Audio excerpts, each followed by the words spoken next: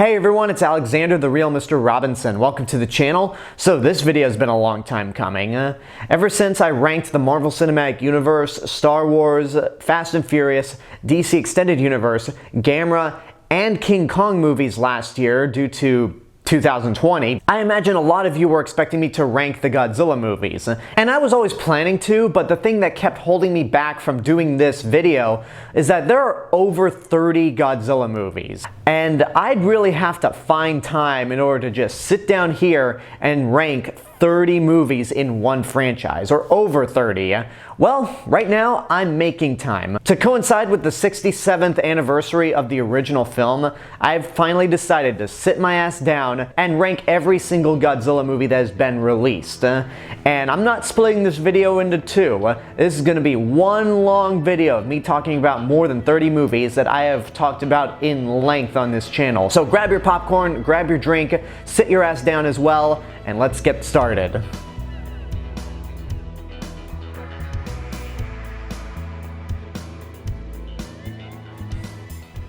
Now before we get started, here's a couple of criteria in terms of how I'm going to rank these movies. I'm going to be ranking them based on entertainment value, how much I enjoy watching them, how often I'm willing to re-watch select movies, how well made they are besides all the monster stuff, how respectful they are to the source material, and that's pretty much it. These are my own opinions, which should go without saying, and without further ado, let's get this started. Number 36. Godzilla 1998.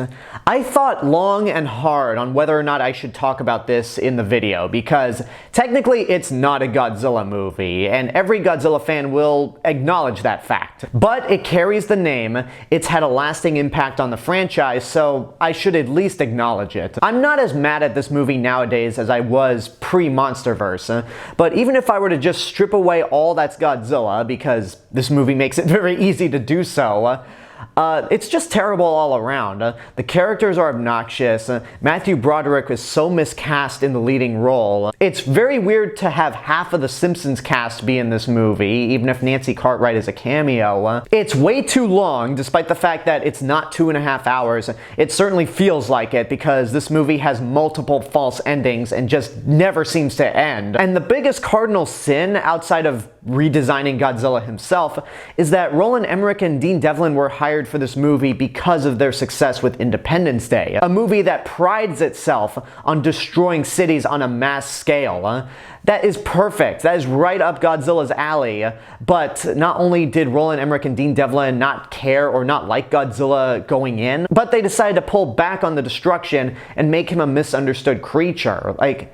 That's not why we watch Godzilla at all. We want to see some grand-scale destruction in a Godzilla movie, and the fact that this movie doesn't deliver is embarrassing. Again, I don't think it officially counts as a Godzilla movie, but I feel like at the very least I had to acknowledge it.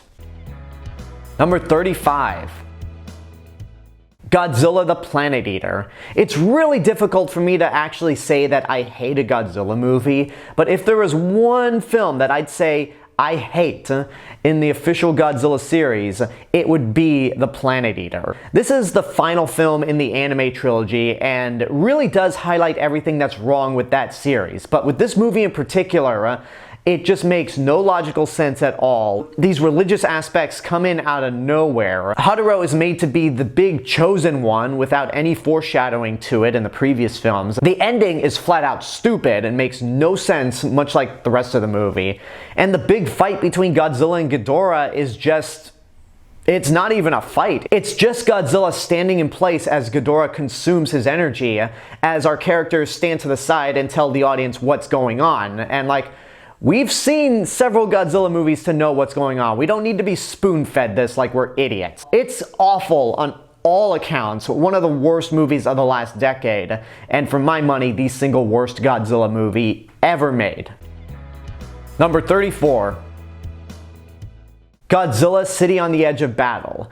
Now, what makes this particular movie better than the last one? Well, it has a cool opening. Even though I found the first movie to be massively disappointing, the opening once again builds more of this world and gives us a native population that has learned to survive under Godzilla's rule. They had their own god Mothra. There's a lot of interesting concepts and world building going on in the first half of the film. And when they find Mechagodzilla City, it's a cool concept overall, but the movie just repeats the same problems that the last one did, where has great potential but just squanders it with unimaginative filmmaking. And also, there's no actual fight between Godzilla and Mechagodzilla, which the previous movie had teased a fight between these two. But no, not only was there a better Mechagodzilla incarnation in a non-Godzilla movie, but we had to wait an additional 3 years to see a proper rematch between these two monsters. Now, what makes this movie worse than the first one is precisely the fact that it repeats the same issues. And with this being the second movie in the trilogy, it left me thinking there is no way this trilogy can bounce back unless that third movie is brilliant, which, hey, it didn't turn out to be, so that's a shame. Number 33, Godzilla, Planet of the Monsters.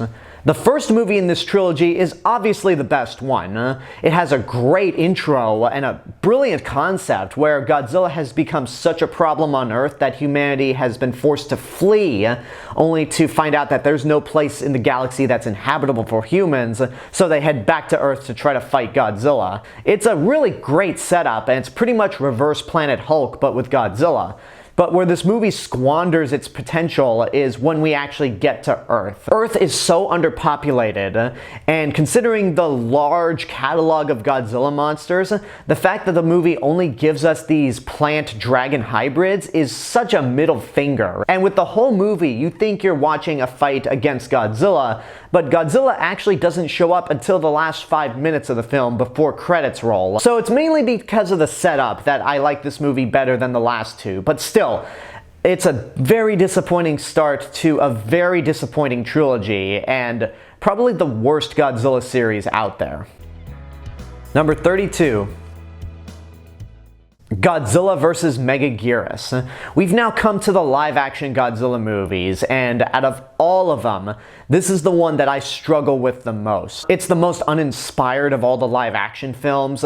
It's a bore to watch. The special effects, whether it's the CGI or a lot of the puppetry with Megaguirus, is terrible. It's so bad. Considering how cheesy the special effects can be with some of the older movies, they never stoop to this low. And the fact that a movie like Mothra vs. Godzilla from the 60s looks better than a movie like this from the year 2000, it's embarrassing. It's unforgivable. The characters are one note, and your lead protagonist is very much like the lead protagonist in the anime trilogy, where she's just filled with nothing but rage against Godzilla and wants to kill him. There are some good things about this movie, like the score is fantastic, and Godzilla's just as cool as ever, but this is a movie that I struggle to watch every time I attempt to give it a shot. Number 31. Godzilla vs. Gigan. This right here used to be one of my favorite Godzilla movies growing up as a kid, but now that I'm 30 years old, I've come to the realization that yeah, it's the worst Godzilla movie in the Showa era. There are a lot of reasons why I think this is the worst of the original series. It feels very cliched, especially considering the movie it had to follow. It's filled with a lot of stock footage. The score is just reused Ifukube tracks, and a lot of the special effects sequences are not that impressive. This one I give a pass more than I do with Megaguirus because there were a lot of budget cuts going on in Japan during the 70s. And despite that stock footage, it still manages to be entertaining. The monster scenes that are filmed for this movie are fun. Gigan is a really cool monster, and even though he's always appeared in the lesser Godzilla movies, he's much like Boba Fett in the sense that people love him, and hopefully like Boba Fett, he will get his due. But despite its entertainment value, it is a low point in the Godzilla movies, and it really does take a long time to get to the good stuff. Number 30. All Monsters Attack, aka Godzilla's Revenge. This is the movie that fans often cite as the worst Godzilla movie, and for me, I just think that's too harsh. It's not good, but every time I see this movie get dragged in the mud, I just want to go, hey, give this a chance, guys, because it's not really a Godzilla movie. It's more of a coming-of-age story about a kid who has difficulties with bullying. His parents are off at work all the time, so he imagines himself going to Monster Island because he's a fan of Godzilla. He befriends Minya, and both of them learn the same life lessons at the end of the day. Sure, this movie is mostly Godzilla versus the stock footage, and new Godzilla footage doesn't actually show up until the end of the second act, but I think this movie has its heart in the right place until it doesn't, because when we get to the film's message about how, hey kids, fighting back is okay, I'm like, no, this is one of the reasons why Rocky V isn't a good movie. Violence is not the answer. So even though I kind of made an argument for this movie in that it's not too bad, it's still a bad movie, but I think the reasons people are calling this the worst Godzilla movie are the wrong reasons. Number 29. Godzilla Raids Again. I'm done with the bad Godzilla movies, and now I'm at the mediocre ones. And for me, Godzilla Raids Again is probably the most mediocre of all of them. It's not bad, but it's not great either. It was made less than a year after the original Godzilla, and while it's got some great special effects considering the time restraints, and Ghidorah is a really cool monster, and it's got some really recognizable faces that you'd see in the other movies, it just feels like a rushed sequel. A lot of people who have done deep analysis on the Godzilla franchise tend to see the events of the first movie as Hiroshima, and then the events of this movie as Nagasaki. I can't go that far because the dark nuclear undertones of the first movie are gone, and the way Osaka is destroyed in this film is just because of the monsters fighting. There's no apocalyptic feeling, and there's no sense of dread like in the original film. So it's entertaining, but this is a movie that they really should have taken their time with, especially considering that it's the first sequel. Number 28. Godzilla vs. Megalon. This movie suffers from a lot of the problems that Godzilla vs. Gigan suffered from. Overuse of stock footage, generic plot, but what makes this stand out more than Godzilla vs. Gigan is its entertainment value.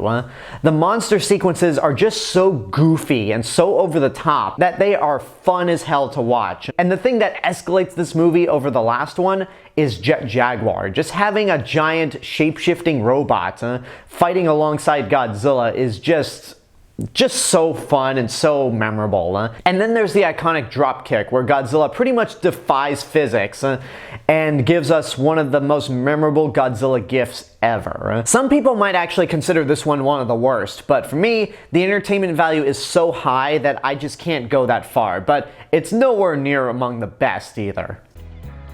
Number 27. Godzilla vs. Hedorah. This movie has had a reputation for being one of the most divisive Godzilla movies.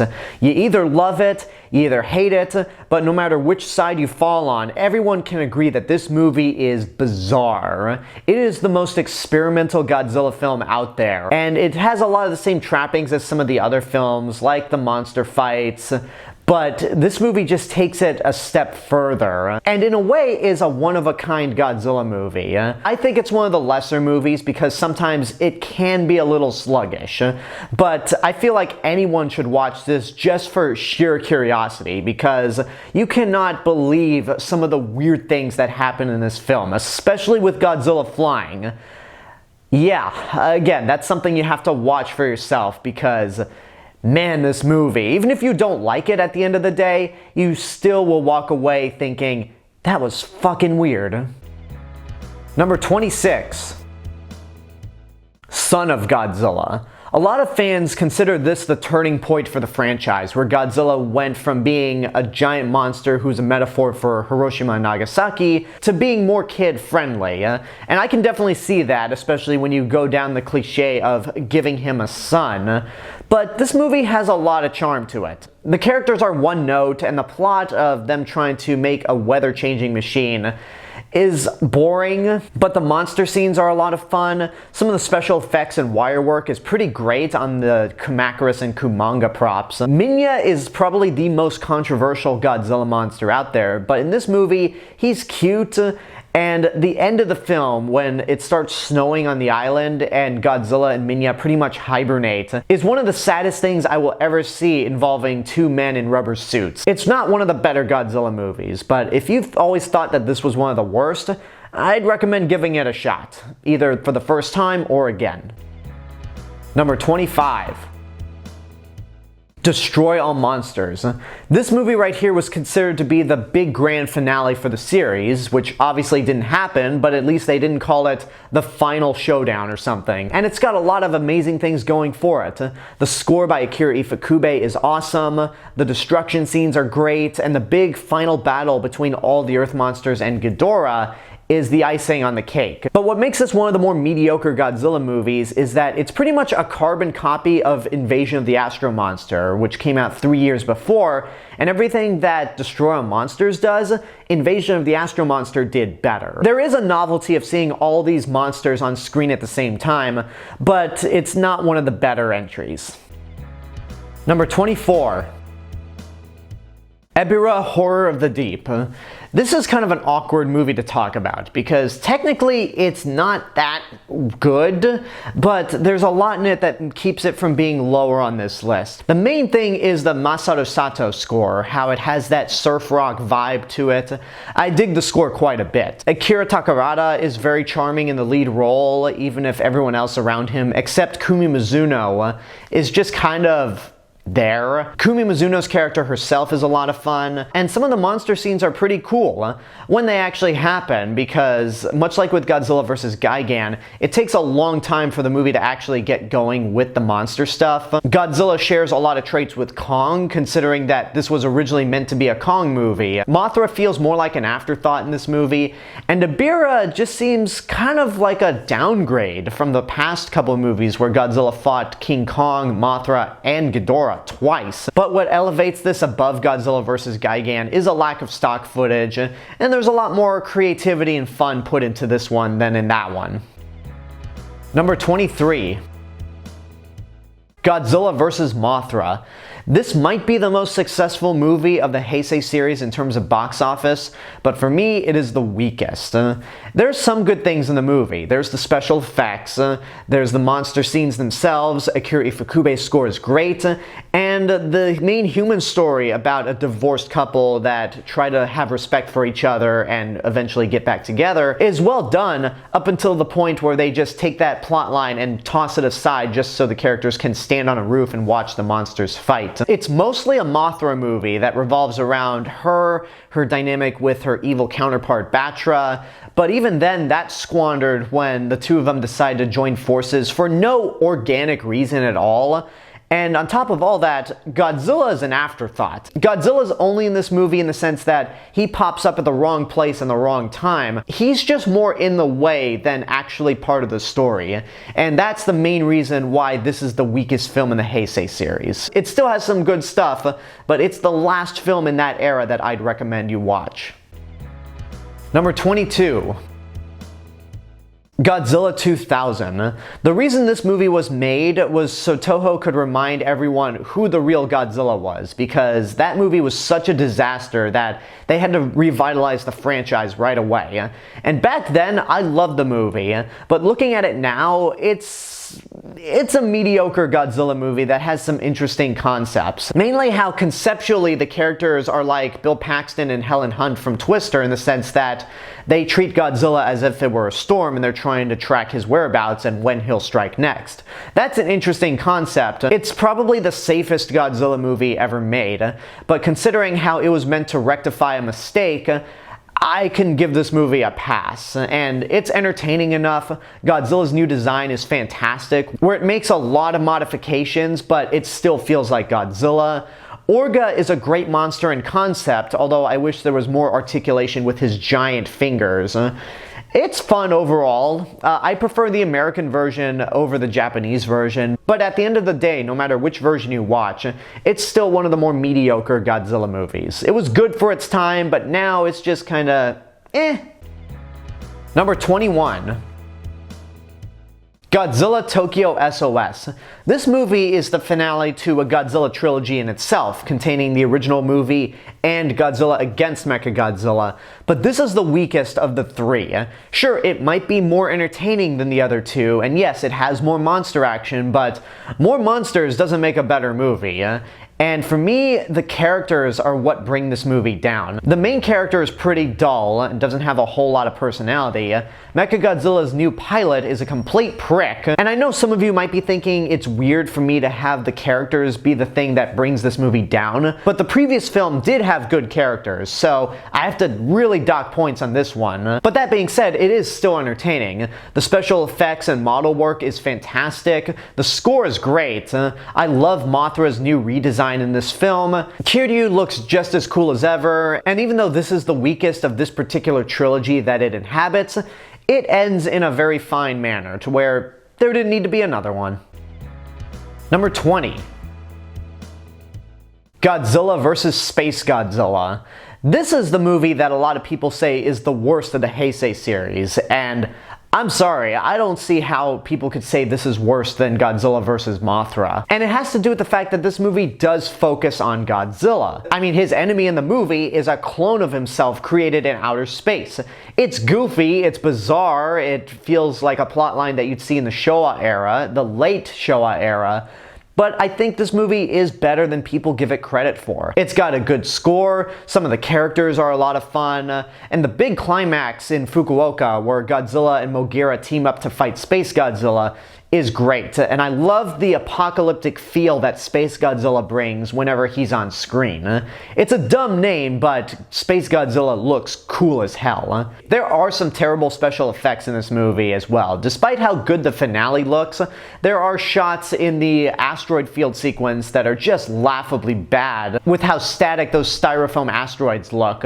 There's a shot in this movie where Godzilla submerges himself in the ocean, but his tail comes off. There's a plastic bag that floats down from one of the shots during the final battle that instantly destroys the illusion of these being giant monsters.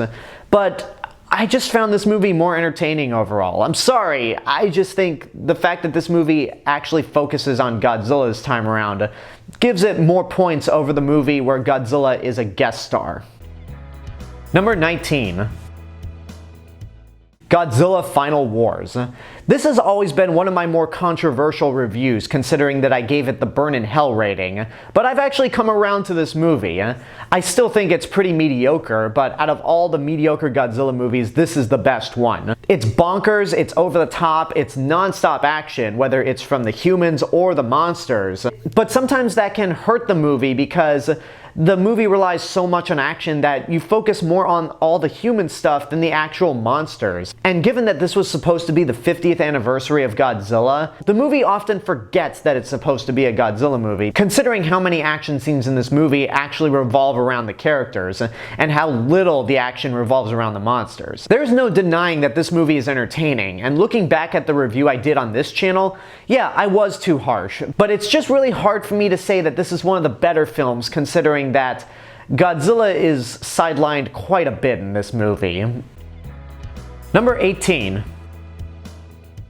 Godzilla vs. Mechagodzilla. Now we're at the point in this list where I talk about the good Godzilla movies, but for this one, and even the next one, I think you have to be in the right mindset to enjoy these. This marks the first appearance of Mechagodzilla, and probably the most iconic design of the character. That classic 1970s look is just so mean and so tough. I think the Kiryu design is cooler, but this one is certainly more iconic. Masaru Sato's score in this film definitely helps. The characters are somewhat charming, and especially the main villain of the film, who is that classic James Bond villain that just sits in a control room and smokes a cigar. Like, it's so cliche that I love it. King Caesar is a goofy looking monster, but you'll like him at the end of the day. It's very entertaining from beginning to end, and considering that this movie and the next one were the last films of the 70s, it was a good note to end on. Number 17. Terror of Mechagodzilla. This is the direct sequel to Godzilla vs. Mechagodzilla because that movie was so successful, but I actually think this is the superior one. The main reason has to do with Ishiro Honda coming back in the director's chair. He gives this movie a little more of a serious tone, as if it were a mid-60s Godzilla film. The character of Katsura is very sympathetic and is overall the heart of this film, which is another thing that makes this movie better than Godzilla vs. Mechagodzilla, is that it has a central human story that ends on a tragic note. Akira Ifukube's score is great. Titanosaurus is such a breath of fresh air as a design, considering all the goofy monsters that we got in the 70s. It's a really good movie. Godzilla vs. Mechagodzilla might be more entertaining and more accessible, but this is the movie that I think is more well made and has more emotion going into it. Number 16. Mothra vs. Godzilla. And I am completely prepared for the amount of shit that I'm about to get because this is not ranked much higher. Mothra vs. Godzilla is often regarded as one of, if not the best Godzilla movie, but I disagree. This was the first Godzilla movie that I owned on VHS, and while I liked it, as a kid, it was never one of the Godzilla movies that I wanted to rewatch. And rewatching this movie several times as an adult, it's quite frustrating. The first two acts are fantastic. It's some of the best of the Godzilla franchise. So in that sense, I agree with people. The characters have a lot of charisma, the acting's good. This is the first movie that paints Godzilla as a true indestructible force. His fight with Mothra is pretty great, and Akira Ifukube's score is iconic. But where this movie loses me is in its third act. I just feel like Shinichi Segazawa, the screenwriter, didn't know how to end the movie, so they just manufactured this subplot where they have to go to an island to save some children, and the big fight between Godzilla and the two Mothra larvae is probably the most humiliating scene involving Godzilla being defeated by another monster. It's a sequence that Tokyo SOS replicated, but actually made work, whereas this movie is just kind of embarrassing. It's probably the worst moment in the entire Godzilla franchise for me, and while the first two acts are really good, it's because of that third act alone why I have to rank this movie where I rank it. Number 15. Godzilla vs. Mechagodzilla 2. This is an entertaining movie, but not one of the best of the Heisei series. This is the first movie that depicts Mechagodzilla as a good guy, where he's a weapon to defend Japan from monsters rather than an alien war machine. And while his design is cool in concept, there are a few elements that kind of look a little goofy. Rodan is given a really great new design in this movie, and even the son of Godzilla is given a new look, a new backstory that is cool until they kind of squander it in Godzilla vs. SpaceGodzilla. Akira Ifukube's score is great, the destruction scenes are fantastic. At this point, it's a paint-by-numbers Godzilla movie, and if it feels like I'm just repeating a lot of the same elements, I have, because again, 30+ movies, I'm going to be repeating elements. This is a movie that I don't give a strong recommendation to, but it's not a complete waste of time. Number 14. Godzilla King of the Monsters. As if it wasn't controversial enough for me to rank Mothra vs. Godzilla as low as I did, the fact that this is above Mothra vs. Godzilla for me is probably sacrilegious for some of you. Now let me make my case first of all. I don't think this is one of the worst movies of 2019 like so many of my colleagues have claimed it to be. And to be fair to them, they're not as hardcore about Godzilla as I am. As a Godzilla movie itself, I think this is one of the better ones for many reasons. For one, it's probably the best looking Godzilla movie. The color palette, some of these sequences and the way they're shot and framed, even if the monster action is terribly shot. The world building is something that we've never seen in any previous Godzilla film, where we get a biological understanding of how these monsters function. It's pretty much taking our world, but infecting it with monsters and seeing how we coexist in a way. It stays true to the heart and soul of these monster characters, right down to Ghidorah being an alien. I enjoy seeing all the Easter eggs from the previous films, and the actors do a pretty decent job overall. But the movie does pretty much trip over its own feet when it comes to the main plot of the film, where Vera Farmiga releases all these monsters in the world as some weird coping mechanism for the fact that she lost her son. The humor in this movie is pretty awkward and not really all that funny. And like I said before, the monster sequences are filmed in a way to where you can't make out what's going on half the time. And it's not due to the weather at all. Everyone that has said, I can't see what's going on because it's raining, that's stupid. No, the monster scenes in this movie don't quite work because they're filmed too close, and they always pan down to the human characters, either running or reacting to it. It's just disappointing. But overall, I think this movie is a lot better than people give it credit for. Definitely not as bad as people make it out to be. Number 13. Godzilla vs. Kong. Back when I reviewed this movie a few months ago, I didn't say where it ranked in terms of my favorite Godzilla movies because I wanted to save that for when I actually did the ranking video. Well, now I'm doing the ranking video and it's landed at number 13. The thing that makes this better than Godzilla King of the Monsters are the monster sequences themselves. The fights between Godzilla and Kong are well shot, they're well framed and well lit to where you can instantly see what's going on. The fights can be really brutal, creative, and just the novelty of seeing Godzilla and King Kong fight each other again after 59 years is a hell of a treat. And even though Mechagodzilla was probably the biggest non-surprise in the movie, having him in the movie is definitely welcome, and gave me something that I never thought I'd see, nor that I actually wanted to see, which was Godzilla and Kong teaming up to fight Mechagodzilla, with Kong delivering the final blow. It's in that aspect that makes this movie a lot better than the last one, but the human characters are kind of worse this time around. The only human characters that really stand out are Rebecca Hall and Kaylee Hoddle. Everything involving Brian Tyree Henry as this conspiracy theorist podcaster is cringeworthy to watch, mainly because we don't need a conspiracy theorist in 2021 as a hero. We don't need that at all. But what this movie promises to give you, it succeeds. I think the original King Kong vs. Godzilla is better, and you'll hear why soon enough, but I'm so grateful that this movie ended up being as entertaining and as fun as it was. Number 12. Godzilla vs. Biollante. This is one of the more bizarre and original Godzilla movies out there. Not quite up there with Godzilla vs. Hedorah, but it's imaginative. Biollante herself is an interesting creation, and her final form, where she's this giant crocodile plant, is one of the biggest testaments to the power of practical special effects. The way she moves and the way she's designed overall is impressive. It is a beautiful creation. All the special effects scenes are great, the human characters are kind of one note, but there's a lot that this movie has going for it to where it's certainly one of the big standouts of the franchise. Number 11. Godzilla vs. King Ghidorah. Back when the 2014 movie was coming out, I made a top 10 list of my favorite Godzilla movies, not counting the 1954 original. Well, that top 10 list compared to the one that you are about to see is drastically different. And one of the biggest changes is that Godzilla vs. King Ghidorah was at the number 1 spot, aka the number 2 spot behind the 1954 film. So why did it get bumped off the top 10 and placed at number 11?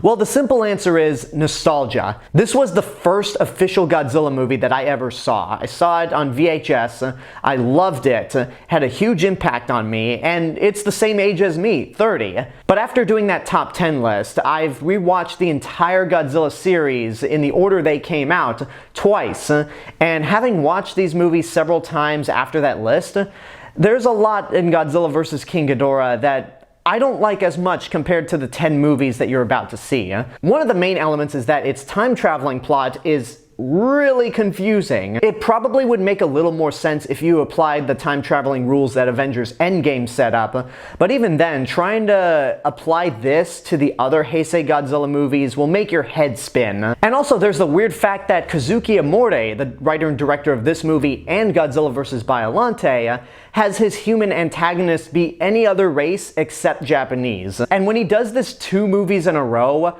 it gets a little suspicious. I'm not gonna accuse him of being racist at all, because The depictions he gives towards the human villains is nothing incredibly hostile, but it does make you wonder, why are the human villains in Biollante Arabic, and why are the human villains in this movie white? A lot of people criticize the World War II sequence where a bunch of American soldiers are getting trampled on by Godzillasaurus, but that honestly doesn't bother me. And the actual Futurians, yes, that's what they're actually called, don't bother me to a point where I'm offended or I'm gonna say fuck this movie, because that would be stupid. But it does make me go, huh. But honestly, those are all aspects that I could look past, because while it's no longer in the top 10, Godzilla vs. King Ghidorah still has a lot going for it. King Ghidorah is always a great presence in these movies. The fights between him and Godzilla are some of the best the franchise has to offer. The introduction to Mecha King Ghidorah is great as well. Akira Ifukube returning to score this movie after Terror of Mechagodzilla is a real treat. And while I criticize nostalgia for being the reason why this was my second favorite Godzilla movie for a long time, I still have a lot of nostalgic attachment to this film. And now we're finally in the top 10. And if you've seen some of my other videos, you might get an idea of what I'm going to say as my top 10. So it might be anticlimactic, but for anyone who's still relatively new to the channel, or this is the first video you're watching of mine, then these are my 10 favorite Godzilla movies. Number 10. Godzilla from 2014. A lot of people usually cite the best MonsterVerse movie either being Godzilla vs. Kong or Kong Skull Island. For me, this is still the best of those four movies, mainly because it has a tone that's more in line with what Godzilla should be. After Roland Emmerich dropped the ball with the first American Godzilla movie, Gareth Edwards and Legendary took another jab at it, and I think they made a movie that succeeds. Could the movie use a little more Godzilla? Sure, but I don't think that's a fair criticism to make, considering that a lot of Godzilla movies don't have that much Godzilla. In fact, a movie that you'll see later on has Godzilla on screen for only 6 minutes, and it's considered one of the best of the series. But back to this movie. I can understand why some people might have an issue with it. For me, I love it because it's a new way to tell a Godzilla story. The Mutos are worthy adversaries. Bryan Cranston is fantastic, although I wish they'd carried him over throughout the entire film. And I don't think Aaron Taylor Johnson's as bad as people say he is. He's likable enough, and I just like how he's just your average soldier. He basically wants to get back home to his family, and I bought into it. This was a huge deal for me when I saw it back in 2014. The hype was ridiculous, and I may have been initially disappointed when I first saw it, probably because my expectations were so high. Rewatching it several times, it just gets better, and I learned to appreciate a lot about it. Number 9. The Return of Godzilla. This poster right here was the very first image I ever saw of Godzilla, but it wasn't the first movie I saw. And when I saw it, it was a film that legitimately creeped me out, even though the version I first saw was the American re-edit, Godzilla 1985. No, the one I'm talking about is the 1984 Japanese cut. One of the main reasons why this is one of my favorite Godzilla movies is that it's a Godzilla movie that gets made every 30 years. They take it as seriously as possible. They rework Godzilla so he fits with whatever political climate is going on at the time. And in this case, it's the Japanese being dead center in the middle of the Cold War between the United States and Russia. Godzilla looks terrifying most of the time, even if the Cybot Godzilla looks a little ridiculous and his movements are kind of wonky. The score is bombastic but also creepy. It has an unsettling apocalyptic feeling to it. This is actually the Godzilla movie that I watched during Halloween. This movie, for some reason, gets me in that Halloween spirit, whereas some of the other great Godzilla movies can't. It's always stuck with me from the first time I saw it, mainly how impactful the ending of the film was. And watching the Japanese version several times over, this movie has gotten so good that it ranks among my top 10. Number 8. King Kong vs. Godzilla. Yes, Godzilla vs. Kong definitely has the better action scenes, but this movie I find vastly more enjoyable, mainly because it's a comedy and the movie plays out knowing that it's a comedy. It's a riff on Japanese television. I think the characters are more interesting, especially Mr. Tako, who steals every single scene that he's in. Sure, the special effects might not hold up as well, and I'm not comparing it to Godzilla vs. Kong, but more to the later Showa era films, but they're still very well done. Godzilla's new design in this movie is really cool, while Kong's is a little crappy, let's just say that. The Akira Ifukube score is great, and it's just an overall entertaining movie. This is one that you have to be in the right mindset to watch. You have to go into it knowing that it's a comedy. You can't really dock points for this movie for being funny because, yeah, that was the intention, to make this movie a flat-out comedy. And in all those aspects, I think it succeeds. Again, Godzilla vs. Kong might deliver more on the actual action scenes, but I feel like there's a lot more substance in the original King Kong vs. Godzilla. Number 7. Invasion of the Astro-Monster, aka Godzilla vs. Monster Zero. This is the Godzilla movie that has the least amount of Godzilla screen time, and it's still regarded as one of the best. It's the only Godzilla movie where he goes to space, so take that, Jason Voorhees. You took 10 movies to get to space, and Godzilla only took 6. The monster scenes are a lot of fun, the Exalians are great human villains, and both Nick Adams and Akira Takarada have great chemistry with each other despite the language barrier. This movie has so many memorable scenes. Akira Ifukube's score is iconic, especially the Monster Zero march, but much like with King Kong vs. Godzilla, this is a movie that you have to be in the right mindset to watch. This is not one that I recommend to first-time viewers. Maybe if you watch like 6 or 10 movies, then you can hop into Invasion of the Astro-Monster. But my top 6 Godzilla movies are ones that I would absolutely recommend to people who have never seen a Japanese Godzilla film before. And we're gonna kick things off with number 6. Godzilla against Mechagodzilla. Tokyo SOS might have more action and it might have an additional monster with Mothra, but that does not make it a better movie. Where Godzilla against Mechagodzilla succeeds is with its lead character. The plotline that they gave for Akane in this movie is very similar to the plotline that they gave the main protagonist in MEGAGUIRUS, Kyle Chandler's character in Godzilla King of the Monsters, and Hedorah in the anime trilogy. But Akane is not set on getting revenge on Godzilla. She doesn't carry any anger. She carries fear. She's worried that she'll let her comrades down, and the fact that she's been given this huge responsibility to pilot Kiryu after massively screwing up in the movie's pre-title sequence really adds a lot to this character. She's strong, she's charming, and she's one of the very few human characters in a Godzilla movie that has a complete arc. At the end of the movie, she gains everyone's respect, and she feels a lot better about herself. And that plotline helps you get more invested in the monster action. While again, it's not as much action as in Tokyo SOS, you care about what's going on, and the fights between Godzilla and Kiryu are fantastic. In fact, this is the only Godzilla movie where he fights Mechagodzilla without either side having a monster ally. And that makes it unique in its own way. Kiryu's design is my favorite look of Mechagodzilla. This has always been one of my favorite Godzilla movies since I first saw it, but it's not my favorite in the Millennium series. That honor goes to number 5. Godzilla, Mothra, King Ghidorah, Giant Monsters All Out Attack. From Shusuke Kaneko, the director of the Heisei Gamera trilogy, comes the best Godzilla movie of the Millennium era. Godzilla is given a new redesign from this. He's terrifying. His blank, soulless eyes give him a zombie look, which is appropriate considering that this incarnation is supposed to represent the souls of Japanese soldiers who have been forgotten.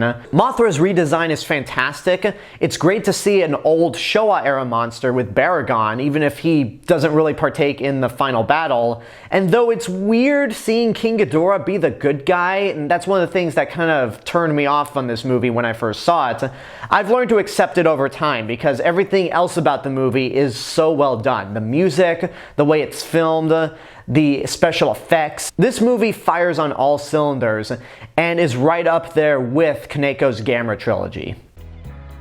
Number 4. Godzilla vs. Destoroyah.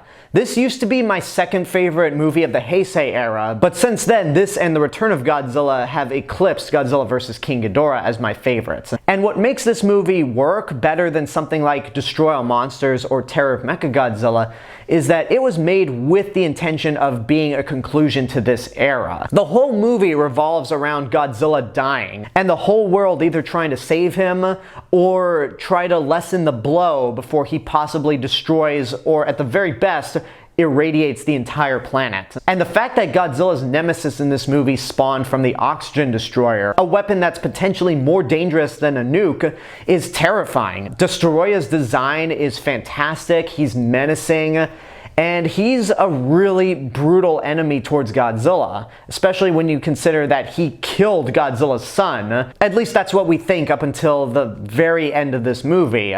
It is a shame that Godzilla doesn't deliver the final blow, but I'm okay with the ending that we actually got in this movie as opposed to the alternate ending, because the alternate ending consisted of Godzilla pretty much taking Destoroyah down with him as he was melting down, which wouldn't have worked and would have taken away all the emotional resonance of seeing Godzilla die. Even though I've learned to hold back tears whenever I watch the ending, it still hits hard, especially with Akira Ifukube's music, and this was his final score. What a way to go out. If you're a newcomer, this is a Godzilla movie that I don't recommend as your first because you need context, but it is one that I definitely say you need to check out sooner than later. Number 3. Shin Godzilla. One of the biggest shockers that I experienced when this movie came out was how many people who weren't Godzilla fans actually went out to theaters to see it and enjoyed it. And with good reason, because not only is this my third favorite Godzilla movie, but it's one of my favorite movies period of the last decade. Godzilla is more terrifying than ever. He's been given a new origin story that completely ignores the 1954 film, which I was skeptical on, but they made it work, and it stays within spirit of Godzilla while updating him to the current political climate. The way this movie is shot is also mind-blowing, whether it's the action scenes or just characters talking in a room. It's got so much artistic integrity with its cinematography that you could frame half of the shots in this movie on a wall. There are some dodgy special effects, but considering that Japanese CGI doesn't come to the same level as American CGI, I can give them a pass. It's a great movie, has a very haunting final shot that I honestly hope they don't follow up on. But considering that Godzilla in this movie was a metaphor for the Fukushima meltdown and all the earthquakes and tsunamis that happened in 2011, if they ever do make a sequel to Shin Godzilla, I think we all know what Godzilla could be a metaphor for. But honestly, I hope that movie never happens, because Shin Godzilla as it is as perfect as a Godzilla movie can be. Number 2. Ghidorah the Three-Headed Monster.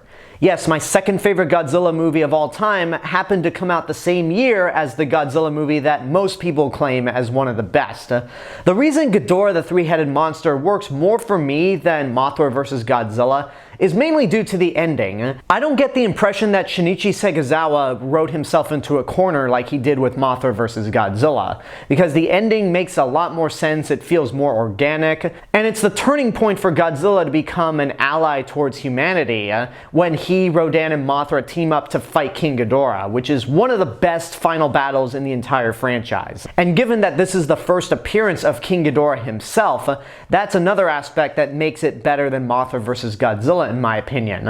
And the last thing that I have to mention is that the human subplot is actually kind of, if not more interesting than the monster stuff. The human characters aren't super memorable, but the actors have enough charisma, and Ishiro Honda's direction is good enough to where you're invested in this plotline. And it also gives the characters more to do at the end of the movie, rather than just watching the monsters fight and doing nothing. Akira Ifukube's score is fantastic, his theme for King Ghidorah is haunting and bombastic.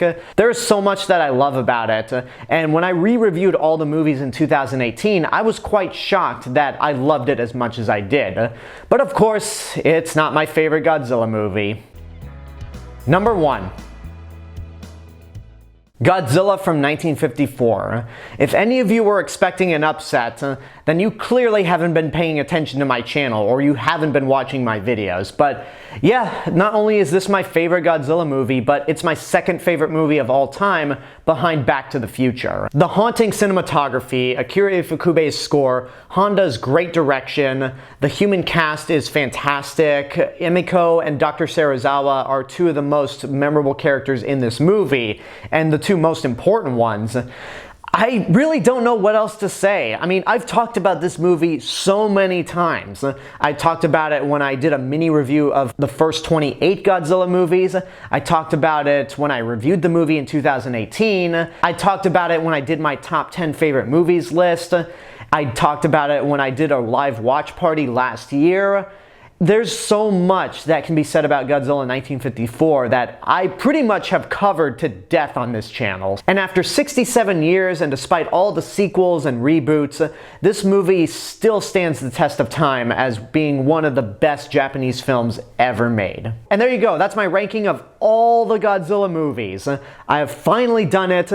As of recording this, I have no idea how long the video is going to be, but I imagine it might be one of, if not my longest pre-recorded video. Thank you all for your patience with this video. I imagine some of you were expecting this sooner than later after I ranked the Gamera and King Kong movies, but hey, better late than never. So now I want to hear from you guys. What are your favorite Godzilla movies? If you want to rank all of them in the comments, go ahead. Just list the names and don't go into specific details like I did in this video, but whatever the case may be, let me know in the comments. And until next time, this is the real Mr. Robinson telling you there is only one. Hello everyone, I just wanted to say thank you all for watching my ranking of all the Godzilla movies. Make sure you like the video, subscribe to the channel, and hit the bell button to get notifications. Don't forget to follow me on Facebook, Twitter, Instagram, go check out my Twitch channel, and support me on Patreon. I'll see you guys in the next video, but until then, have a good day and take care of yourselves.